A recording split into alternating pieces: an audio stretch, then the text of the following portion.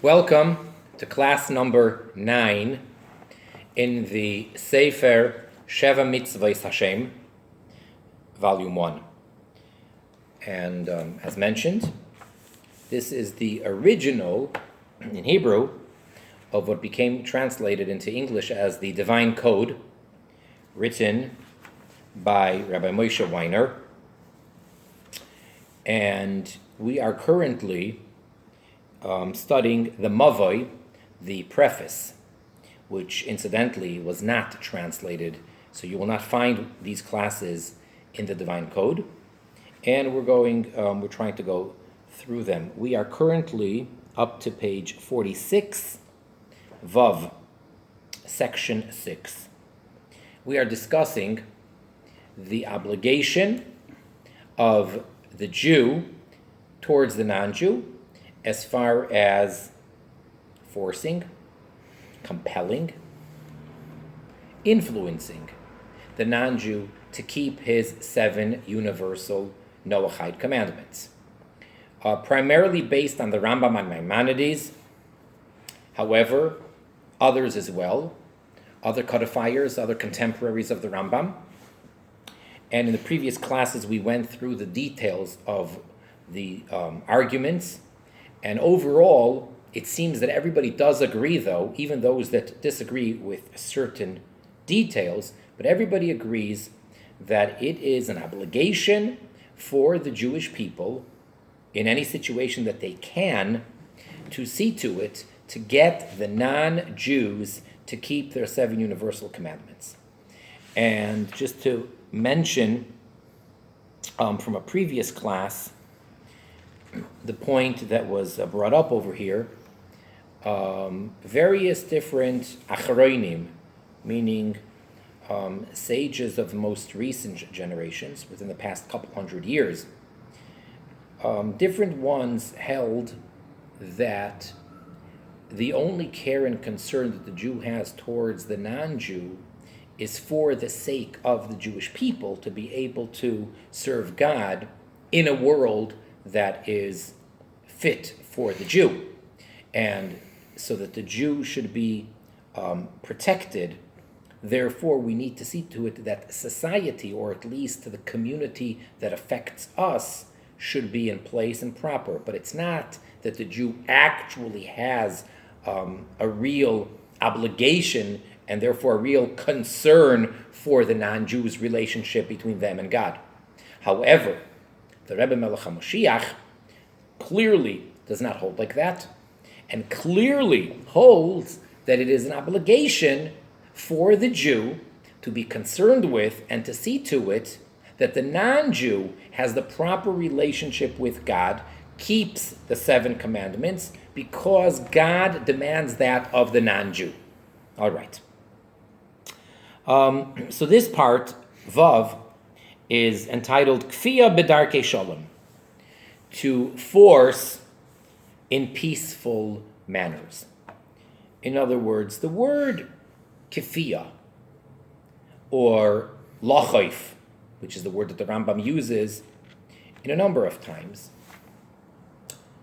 translated is probably most accurately translated, especially if taken out of context and literally translated. It really means, in a sense, to force.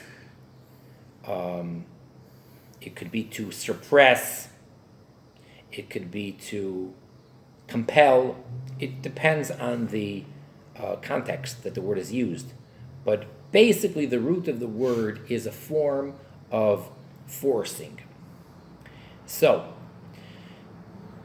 interestingly, I just want to throw this out there. It's sort of off subject a little bit, but not completely.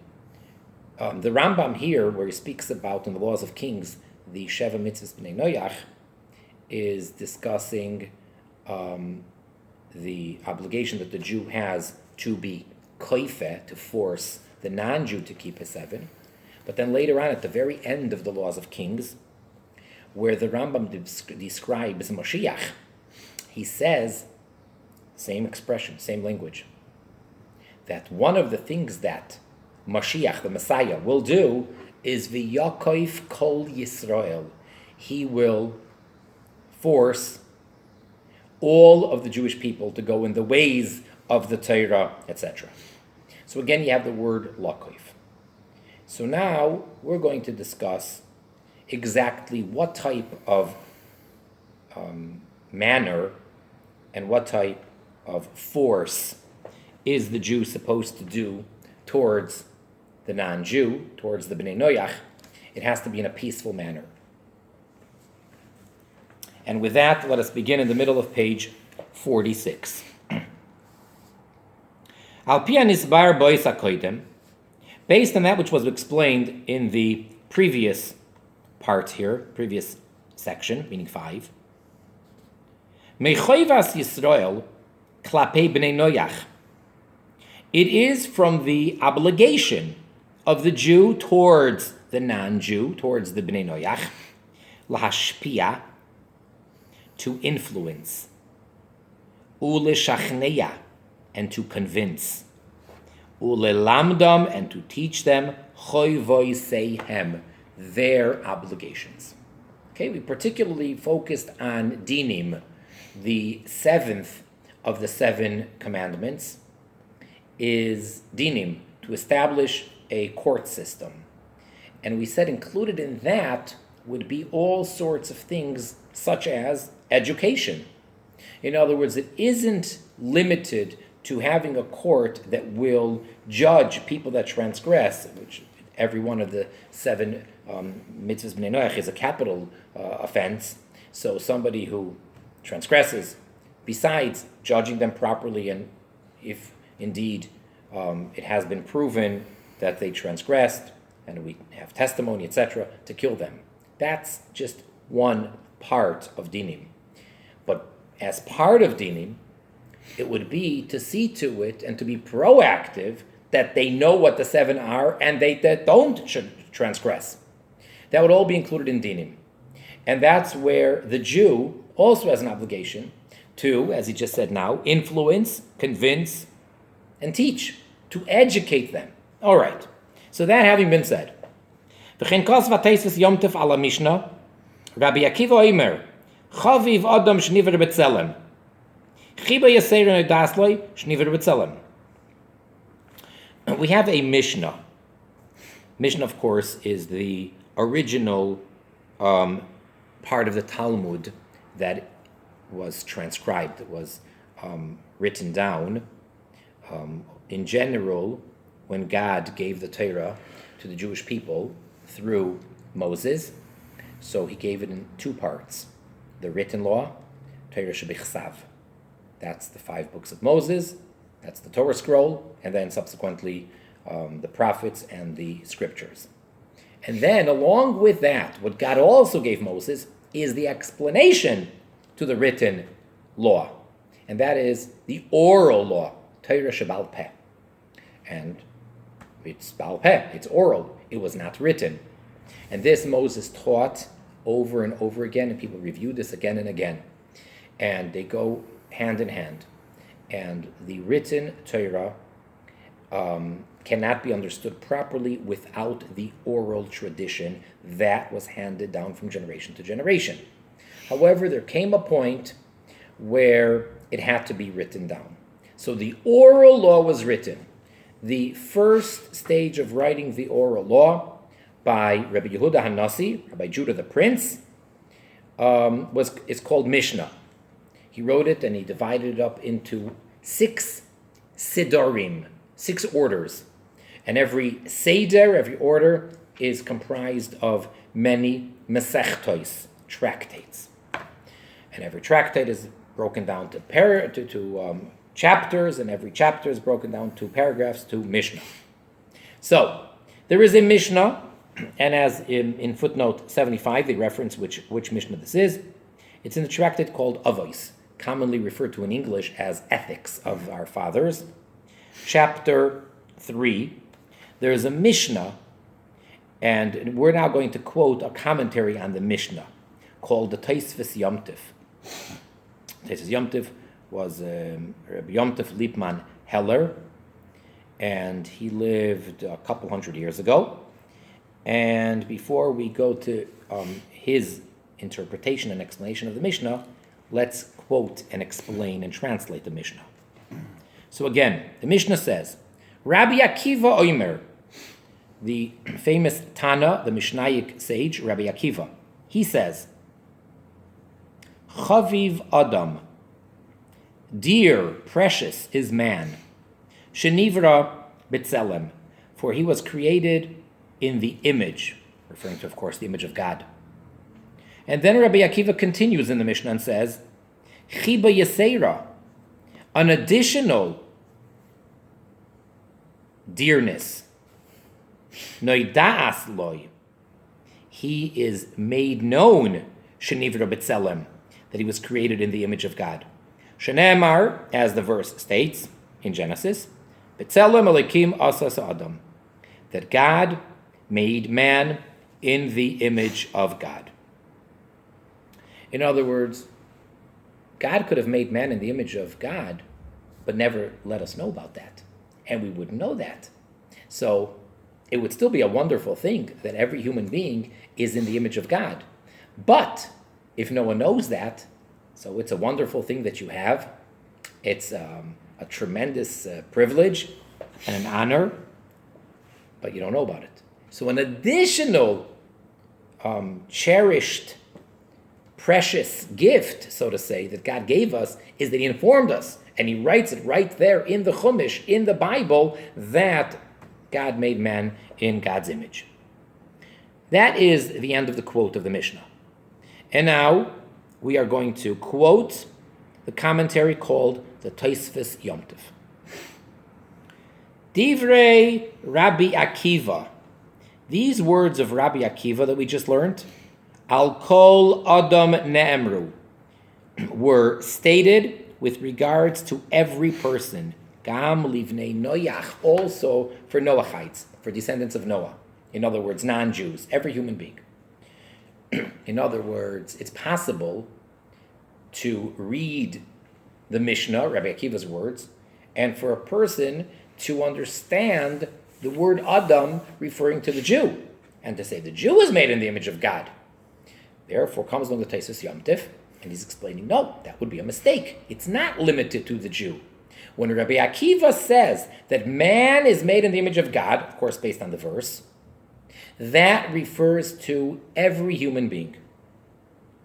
V'ratzah Rabbi Akiva lezakis is kol ha'adam.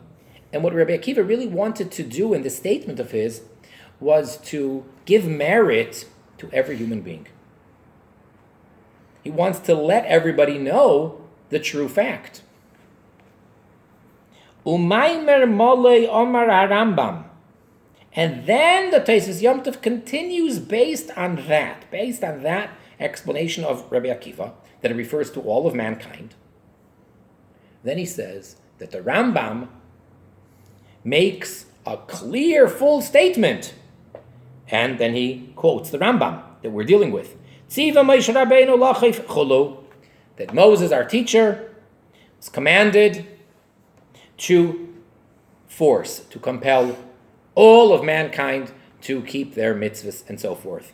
Here are the laws of kings that we're talking about. And then the Tosfos Yom Tov continues.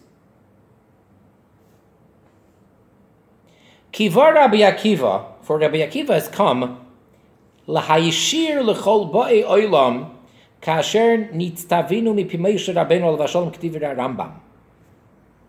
Rabbi Akiva wants to clarify and make it that all of mankind, all the inhabitants of the world, are to do as we were commanded by Moses, as the Rambam states. V'im b'kfias cherev, hereg, va'avodoim, nitztavinu, kol shekein b'kfias dvarim. So if the Jewish people are commanded to force them by the sword, by death, by destruction, how much more so are we commanded to force them with words, with explanations, with speaking to them? Lahamshich libam, to draw their hearts, El ritzayin kainam v'chefetz tzuram, to the will of their maker, of the creator, and to the desire of literally their rock, meaning their source, God.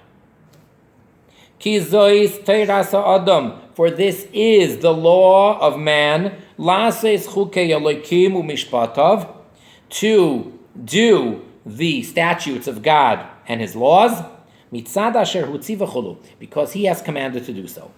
So again, this is all explained in the Rambam, that ideally, every person is supposed to keep these 7 universal laws because they are God-given, not just because they're moral and ethical and they make sense, but because they're God-given. Fine.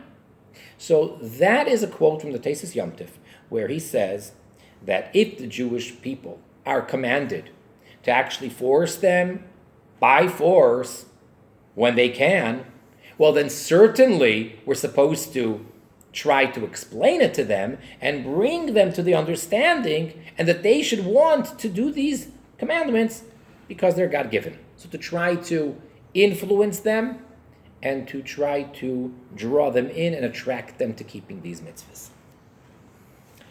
Top of page 47. This obligation of the Jew to force using words and in a peaceful ways is coming from the perspective or because of 3 commandments that the Jew has. And this obligation that the Jew has to influence the non-Jew in a peaceful manner is basically combined of these 3 commandments that the Jew has.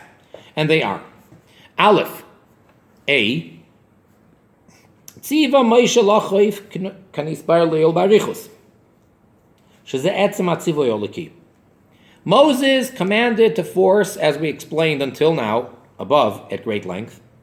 That is essentially the godly commandment. God commanded Moses to tell the Jewish people that they have an obligation to get everyone to keep the 7 mitzvahs. All right, so it's a godly commandment. B. Mitzvahs dinim hachol al Yisrael lodun ulechanech ulahazivas b'nei Noach. As we discussed, the mitzvah of setting up a court system. So that would include that the Jewish people are obligated to judge / educate and warn and teach the Bnei Noach what they have to do. And finally, Gimel C, Mitzvahs Ahavas Hashem, the mitzvah of loving God. And he explains. Kiladas Rambam, for according to the opinion of the Rambam, Yesh oid tzad b'choyva zu, there is another side to this obligation, this requirement, Lakev kol boi ha'olam l'kaim sheva hamitzvahs, to force all of the people of the world to keep the 7 commandments. Noisaf al mashakasav be'ilches melachim, in addition to that which the Rambam wrote in the laws of kings, that Tziva Moshe Lachav Chulu, that Moses commanded to force, etc. V'humi mashakasav b'sefer hamitzvahs, and what is this additional obligation that we're talking about, besides what he says outright in the laws of kings when he's discussing the 7 Noachide commandments? In addition to that, there's what the Rambam says in his Sefer HaMitzvahs. And to remind everyone, I think we've discussed this at some point in the past, the Rambam, Maimonides, was a prolific writer, to say the least. He was very, very exact. Pretty much, he has been categorized as perfect as man can be. So that's quite a compliment, to say the least. Most of his writings, actually everything besides his Mishneh Torah, is written, all the manuscripts, all the books, anything that we have is in Arabic, because that was what was mostly spoken then, especially in that part of the world, most of the Jews. The only exception is his Mishneh Torah, where he writes all the laws of the Torah that he wrote in the Holy Tongue, Lashon HaKodesh, known as Hebrew. Now, besides for the Mishneh Torah, which is divided up into 4 books, and every book is divided up into many laws, and each law has chapters. A total of about 1,000 chapters. Besides that, he wrote something called Sefer HaMitzvot, the Book of the Commandments, where the Rambam gives a very long introduction, and he gives us 14 rules of what and how to count something as a technical commandment of the 613. Because if you just open up the Chumash and you just try to read it, you will come up with not 613 commandments for the Jewish people, but you will come up with no less than several thousand. So you need to know how to determine what is considered one of the 613 and what isn't. For everybody agrees that there are 613 commandments that God gave the Jewish people. So after he goes through this very elaborate introduction, he then has a section for all the 248 positive commandments, and then second section for all the 365 negative commandments. Each commandment of the 613, he basically devotes a paragraph. And he will tell you what the mitzvah, what is the commandment, where we find this in the Chumash, in the Torah, which verses speak about this, how we derive it, and where in the oral law, which tractate in Mishnah and Talmud will it be found. Usually, it's one short, concise paragraph. Some mitzvahs, it'll be a line or two, and at times, it'll be a long paragraph taking up a page or more. All right? So, he devotes 613 paragraphs to describe and discuss the 613 commandments, briefly explaining each commandment. And in a sense, that book of the Sefer HaMitzvot, the Book of Commandments, can serve as an introduction to his magnum opus of the Mishneh Torah. All right. So now, we've been discussing all along here what he writes clearly in the Laws of Kings in his Mishneh Torah about the 7 mitzvahs b'nei Noach. Now we're going to bring in from his Sefer HaMitzvos. B'mitzvahs ahavas Hashem. The third commandment of the 613, the third commandment of the positive commandments, is the mitzvah that a Jew has. These are all for Jews. All 613, he's talking to the Jew. There is a commandment that a Jew has that he must love God. And now we quote, but again, this is a translation, because the quote would be in Arabic. Uchvar biaru chazal b'sifrei lahalon, and it has already been explained by the sages, shezois ha-mitzvah, that this commandment for the Jew to love God, gam kein koileles, it also includes in it, sheniya koirim livnei ha'adam kulam, that we the Jews should call all of the people, all of mankind, la'avodas yis'aleh, to God, to serve Him. U'leha'amin boy, and to believe in Him. So part of the commandment for a Jew to love God is to get all of mankind to serve God and to believe in God.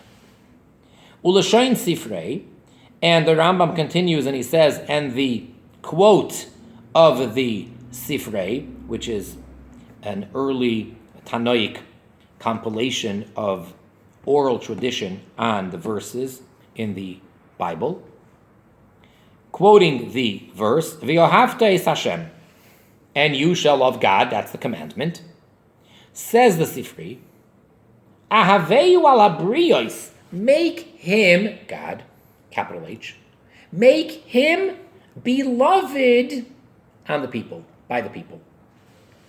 Kavram avicha, like your forefather Abraham. Shene'emar, as the verse states with regards to Abraham, V'sanefesh asher asu v'charan, that when they traveled, they took along with them the soul that they made in Haran, in the city of Haran. V'roitz loymar, what this means to say, says the Rambam, K'moisha Avraham, just as Abraham, mipnei shehaya oyev Hashem, because he loved God, as the verse testifies, Avraham, my beloved, He called people to believe in God. He caused that to happen. Kain ata, so you, tells us the Rambam based on the Sifri, interpreting the mitzvah of thou shalt love God. So to you, the Jew, are obligated to do what Avraham did. You should love him so much until you call people to serve him. If you really love God, and you really believe that God is God, and he's the creator, and he's the commander, and we're here to serve him, that means that you wouldn't just keep it for yourself. It's such an important thing that you would get everybody on board. And if I may, obviously this is a very poor example, but just by way of example or illustration, when a person is very fond of something, let's use today's terms, a fan. When a person is a fan, which I believe originally came from something fanatic, when a person is a fan of something, so he goes around publicizing, broadcasting that which he's a fan of. And you can ask, well, why? So you like this particular, whatever it is, whether it's in sports or whether it's in entertainment, whatever it is. Why are you walking around with a jersey or displaying a bumper sticker or whatever the means of display are? What's the point? You want everyone to know that you're a fan of that. Well, why? So maybe, again, could be this is a poor example, but perhaps the way that it works is that if you really, really care about something, not just that you want everyone to know that you care about it. They don't know you. You want everyone to know about them, him, it, whatever we're talking about. You want them to know about it. Say, what? This is the greatest, whatever, team, actor, whatever we're talking about. And therefore, everybody should be on board. All right, so you get the parable. When someone truly loves God, they want everybody to serve God properly, and everybody should be on board. That is part of the mitzvah included in the Jew's obligation to love God, to cause and get everyone else to serve God and to believe in God. Daitoi, so the Rambam's opinion, shemichlal mitzvah is avas Hashem, that included in this mitzvah, this commandment of loving God, likroi lechol ha'umois lavid Hashem u'la'ava, to call to all the nations of the world to serve God and to love Him. Vein kanava stam levadu l'loi maisim. And when we say that they should love Him, there is no type of just love without deed. Elolevas Hashem, but rather to love Him in such a way and to an extent, it must come to a proper expression in behavior, in deed. In other words, what this means is that they should accept upon themselves to love Him, and to fulfill His 7 universal commandments, and His proper ways, referring to Darkei Musar v'Yosher Mischayvim al Pi Seichel Enushi, to go in the ethical, moral ways which human intellect should dictate. But these are the laws that God gave. That's an obligation that a Jew has. Get everyone else to love God and not just to love Him. It is insufficient to have a bumper sticker saying, I love God. It may be a nice thing to have, but that's not what it's all about. It can't just end there. It has to actually express itself in lifestyle, in the practice of keeping His laws. The Sefer Rambam, and the Rambam holds, the minag Avraham amavur begemara Soita Yud Amud Beis, that this conduct of Abraham, which is brought down in the Talmud tractate Soita 10b, Likrei kol ha'olam laved Hashem, to call the entire world to serve God. In other words, Avraham reintroduced monotheism, as we discussed in a previous class, how they would come to his hotel, and he would feed them very well, and he would tell them, all you have to pay me is bless God, and if they refused, he'd give them a big bill. He actually got everybody to thank God. This is not in a category of within the letter of the law. It's not just a beautiful, pious thing to do, which is not part of the actual requirement. But rather, it's an obligation, and it's included in the mitzvah, in the commandment of loving God. So what Abraham did was not just, he went above and beyond. No. That is the obligation. Now, of course, Abraham was before the Torah was given, before the commandments were given, and he kept all the commandments. But we are to learn from his conduct, and for a Jew, it is not just a nice thing or an extra thing to get the non-Jew to believe in the one God. It's actually an obligation. Which obligation? For the Jew to love God. And furthermore, we can broaden the explanation on this obligation, to force all the people of the world, al-basis, based on Ratzoin Akel, the will of God. She'am Yisrael, yu mashpiyim l'chol umois ha'olam, darkei hatzedek v'hayoysher. The will of God is that the Jewish nation should be influencing all of the nations of the world to go in the ways of righteousness and justice. As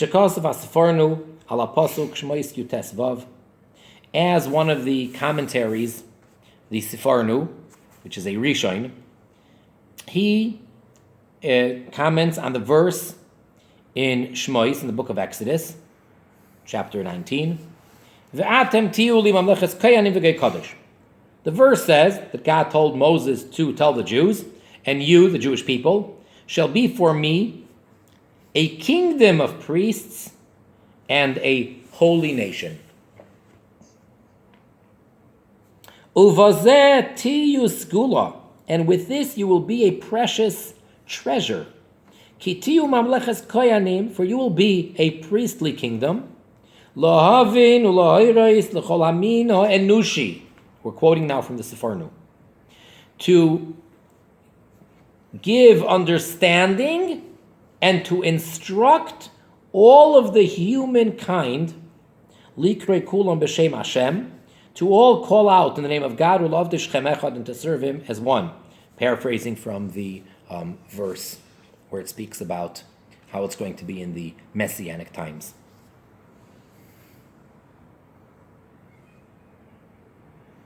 As in fact it will be, this will be what the Jews will be doing in the future to come, in the redemptive period of time. As the verse says, Yeshaya Samach Aleph Vav, Isaiah 61:6. V'atem Kehanei Hashem Tikrou, and you will be called the priests of God. Uch'amroi Yeshaya Beis Gimel, or as another verse says in Isaiah, chapter 2, verse 3, Kimitzion Torah, that from Zion will come forth instructions, teachings, Torah for the non-Jews as well. So the job, the function of the Jew is to teach all of mankind to serve God. V'u'alpi medrash v'ikra Rabbah, and this interpretation or explanation of the Sefarnu is based on the Midrashic explanation, Medrash Rabbah, on the book of Vayikra Leviticus. V'hu Eid Elu Yisrael. It takes a verse that speaks about testimony, how if a person saw something, he's obligated to come to the court and testify. So the verse reads, if he's a witness, or he saw something, or he knows something, if he will not speak, then he will carry the sin. So the Midrash, which generally is the allegoric explanation of the text, not the literal or the simple explanation. So the Midrash breaks up this verse and explains it as follows. V'hu eid, and he's a witness. What witness? Who witness? Elu Yisrael. This refers to the Jewish people. We're the witnesses. Oy ra'a, or he saw. Ata rei saladas. You, the Jew, have been shown to know. Again, this is a verse from Devarim, from the book of Deuteronomy, that Moses tells the Jewish people that when God gave the Torah, when God revealed himself at Mount Sinai, you were shown. Oyoda, or he knew. Yodai to hayoim. Again, there's a verse that says that on this day you were shown to know that God is God, etc. Im lo yagid v'nasa avoynoi. If he won't say, then he will carry the sin. Says the Medrash. Im lo yisagidu eloi kusi lo meisoilam. If you will not if you will not speak up and tell about my godliness to the nations of the world, hareni peirem mikem chulu. So behold, I am going to take payment from you, I will punish you, etc. So the Midrash interprets this verse to say, you're the witnesses. You know the truth. I revealed myself at Sinai. All of you millions of Jews saw it directly. It's your obligation to speak up and tell the world that there is a God, and he gave the Torah, and he gave the 7 commandments to all of mankind, etc. Top of page 48. Umatara sabriya kula lahakir achdus Hashem. And the goal or the purpose of the entire creation is to recognize the oneness of God, ulavdoi shechem echad, and to serve him as one. Kisfilaseinu gimel pamim kol yoim, as we the Jews say in our prayer 3 times daily. Oleinu l'shabeach l'adayna koil. This is a very, very important prayer that is said at the end of each prayer service, morning, afternoon, and night. It's known as the Oleinu, and it starts off saying, it is upon us, we are obligated to praise to the Master of all. And then the next paragraph, which is very, very clear and intense, V'al and therefore, after we just made the declaration that God is so great and we're so fortunate to praise him, and we have the commandment to come to know him, and we have a relationship with him, and we pray to him, then we continue in the second paragraph of the Aleinu, and we say, therefore, Nikava lecha Hashem Elokeinu, we hope to you, God, lirois meheira, to see speedily, L'satkein oilam b'malchus shin dalet yud, to establish the world with the kingdom, with the ruling of God, v'chol b'nei vasar, and all of human beings, yikru vishmecha, will call out in your name, lahafnoi seilecha kol rishei aretz, to turn to you all the wicked of the land. Yakiru v'yedu, will recognize and know, kol yeshvei sevel, all the inhabitants of the entire world. Ki lecha tichra kol berech, for to you every knee will bow, will bend. V'kablu chulam aleim, and everyone will accept upon themselves. And obviously we're speaking about all of mankind, not just the Jews, based on what we've been saying until now.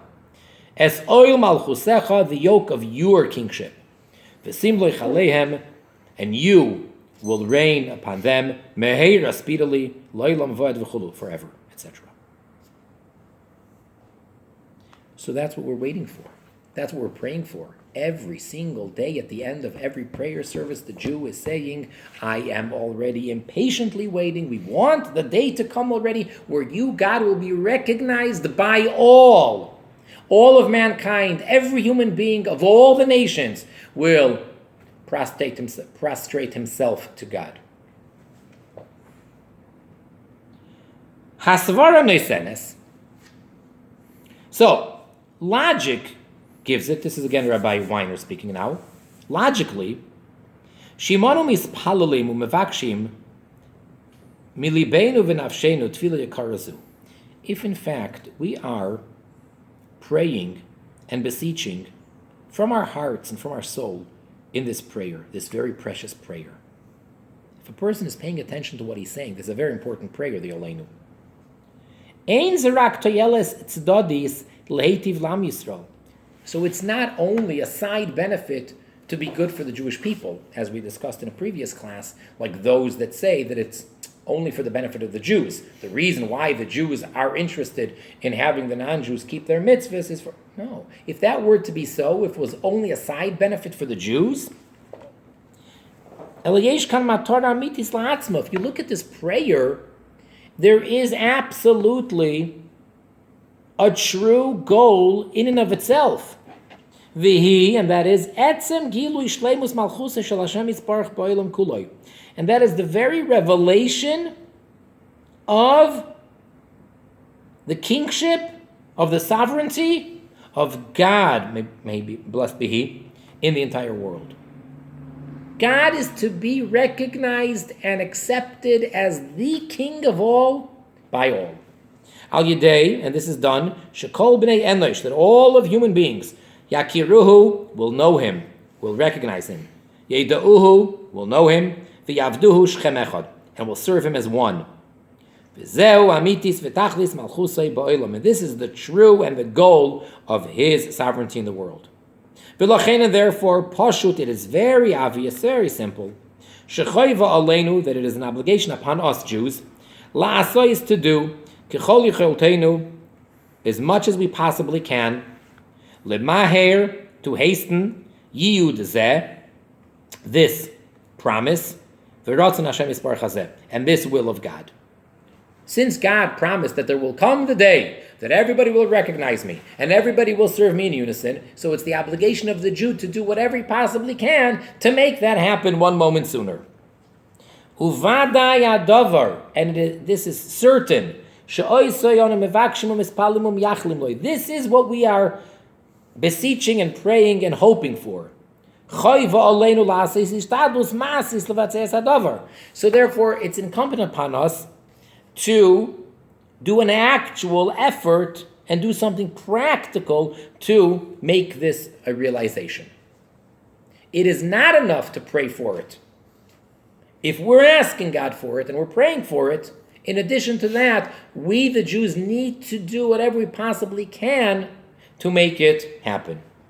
And one would never think, it makes absolutely no sense. You cannot entertain the idea that we are beseeching and praying for such a great, awesome request. But we have to do nothing for actually bringing it to fruition. All we have to do is keep on praying for it. That's ridiculous. Exclamation point. Such an approach is completely outrageous. Logically, it is totally out of the question. It makes absolutely no sense that if there's a certain goal that God wants and that we are supposed to try to get to that point, it can't just be that we're supposed to pray and beseech and beg and demand it of God. That's insufficient. It's important, obviously, it's in the prayer. And we have to say it and mean it. But if you really mean it, well, then go do something about it. And that's why the Jew obviously has an obligation to do whatever he possibly can to promote the heavenly sovereignty and to get everybody to recognize and to serve God. Not just to say, well, it'll be in the Messianic time, and I hope it comes very soon. I hope it happens today. So let me pray for it again. That's only part of it. But if that is sincerely what you are doing, then obviously you also are going to do whatever you possibly can. And whether it's nation by nation, family by family, or individual by individual, one person at a time, the Jew is obligated to influence, to explain, and that would all be under the category of compelling or forcing this Ben Noyach, this non-Jew, to recognize the true God and accept to serve him according to God's 7 universal commandments that he gave. Now, that brings us to the next part over here, which I think we'll leave for next time. Let me just give a brief introduction to it. We're up to the bottom of page 48, which is Zion, section 7. And this is with regards to the prohibition of a Jew to assist a non-Jew in doing something wrong that the non-Jew is not allowed to do. You see, in the Torah, there's a prohibition for a Jew to put a stumbling block. It says, Lifnei Iver, in front of a blind person, you cannot put a stumbling block. And that would include any type of, and anybody who is blind in any area, not literally physically with their eyes, but if someone doesn't know something, a Jew is not allowed to give him bad advice, for example, if in business. If the Jew knows that this is not a good deal, but there's, the other person doesn't know, and he asks him for his advice, and he gives him poor advice. So he can say afterwards, I didn't know. That would be a prohibition. For a Jew to enable another Jew to commit any sin is not permitted. Even they could say, what do you mean? It's his business, it's his choice. The Jew is not allowed to assist anyone in doing anything forbidden. But then the discussion becomes, does that extend itself and does that apply for the Jew's relationship with the non-Jew? And that's going to be the next section where he's going to explain how we know that a Jew is likewise not permitted to assist in any way a non-Jew to transgress what the non-Jew can't do. So just to give an example. Jews have lots of kosher laws, dietary laws. So let's say there's a Jew that doesn't keep kosher. So is the one Jew allowed to assist the other Jew in breaking the laws, the dietary laws, and eating something non-kosher? And he is absolutely not allowed to. And how about if a non-Jew wishes to eat a limb off of a live animal, which is forbidden? It's prohibited for a non-Jew to eat limb off of a live animal. So would a Jew be allowed to assist a non-Jew in attaining that? So again, he's going to explain in this next section that that's also forbidden. So not only is the Jew obligated to influence positively and directly to the non-Jew to keep his mitzvahs and to recognize God and serve God, but this next section is going to address that the Jew is not allowed to in any way support or cause or assist a non-Jew in transgressing. And that would have many, many practical applications in today's day and age, in today's world. I'll wait till the next class to go into more detail, more examples, but I'll just throw out there one thing, which is obviously very controversial in the world. I mean, in Torah law, it's quite clear. It's not a controversy, but in the secular, confused world, it's a controversy. And both sides pretty much have very, very strong feelings. And the question is, can a Jew say, I will mind my own business? And he's going to bring out the point that no, your business is to see to it that the non-Jews keep their mitzvahs. What I'm talking about is abortion, for example. That's just one example. So a Jew could say, look, I understand and I know that the Torah clearly mandates that it is a prohibition for a non-Jew to abort a child. But what am I going to do about it? Or how about, no. So that would be forbidden for a Jew to in any way support or anything of that nature. But more about that, hopefully, in next class. In the meantime, wishing everyone all the best and success in promoting and studying, and most importantly, in observing and keeping the 7 universal Noachide laws, the God-given laws to all of mankind. And by doing so, let's perfect this world to bring about the coming and the complete revelation of Mashiach now. Thank you.